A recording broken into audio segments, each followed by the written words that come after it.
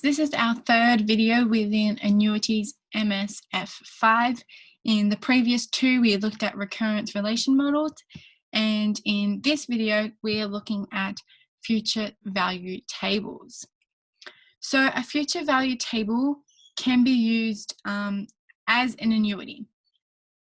So if we have a look here in the table, say I had a period of 2, so I go down to a period of 2 and I want to invest $100 at 2%, I would find the intersection. So I'd go across to 2 and across to 2, and they would intersect, 2 and 2 would intersect at 2.0200. So if I had $100 that I wanted to invest at this annuity rate, I would just times $100 times 2.0200, and my interest, or the $100 would then turn into $202. So my interest would be $102. So a future value table just lists all the possible annuities that is on for offer, and you have to find the ones that apply to the question. So if we have a look at this example here, we have been given a future value table. It's the same one from before. And we have to use the above table to calculate the future value of a $34,000 per year for 3 years at 5% per annum, compounded annually.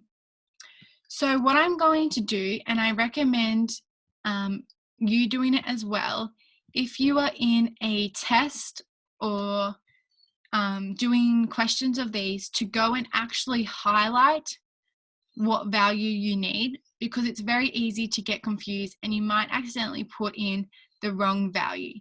If you're looking at this value here, your eye might quickly drift up to this one, and you could put a 0 where there's supposed to be a 9, and it would change the whole outcome of that annuity. So if you highlight, then you know exactly what annuity you want to use and you will not get mistaken. Plus, the marker can clearly see what annuity you use, and so you might get marks for working out. So if we have a look at the first question, $34,000 per year for 3 years at 5% per annum. So the only thing that's important at the moment is the 3 years at 5% per annum compounded annually. So we know that we have to be in the third period because it's compounded annually, so it's 3 years at 5% per annum. So we'd go across to the third years and go across until we get to the 5th column. And so the annuity we are using is this one here. Once you have found your annuity that you are using, you simply times 34,000 times by the annuity, 1.525, because we are looking for the future value. And so if we invest 34,000 at this annuity, our future value will simply be 107,185. So that will be our future value of this annuity.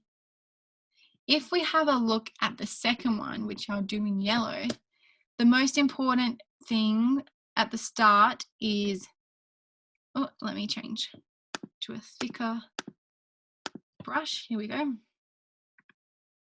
is the period, the rate, and at what time period we are investing. So compared to the first one, which was annually, this one is 6 monthly.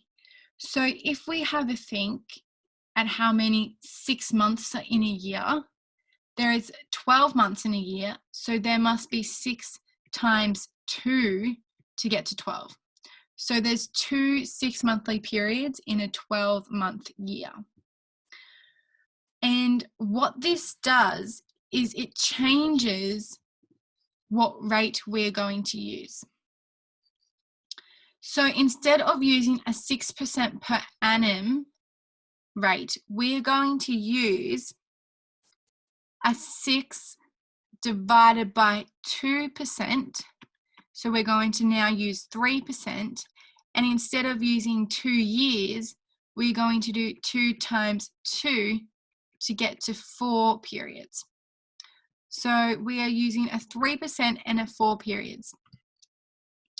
So it's the same as if it was quarterly. You divide the rate by however many periods it is and times the period by however many time periods it is. So there's 2 6-monthly periods in a year. So we know that every twice a year we will be investing. So instead of doing it at 6% per annum, we have to do it twice a year. So we have to divide the 6% by 2. And instead of doing it for 2 years, we're doing it twice a year. So we times 2 years by 2 to get 4. So it's the opposite. For a percent, we are dividing. For the years, we are timesing. So now instead, we have to look at 3%. So go to our 3% and 4 periods. So if you go down, we are looking at this rate here. So when we are calculating what the future value would be, you simply do 5,000 times by the annuity, 4.1836. And that would give us a total of 20,918. So that's how you use a future value table. You have a look at what the time period is and what the rate is. Go and see where they intersect and use that value as your annuity. So let me erase this.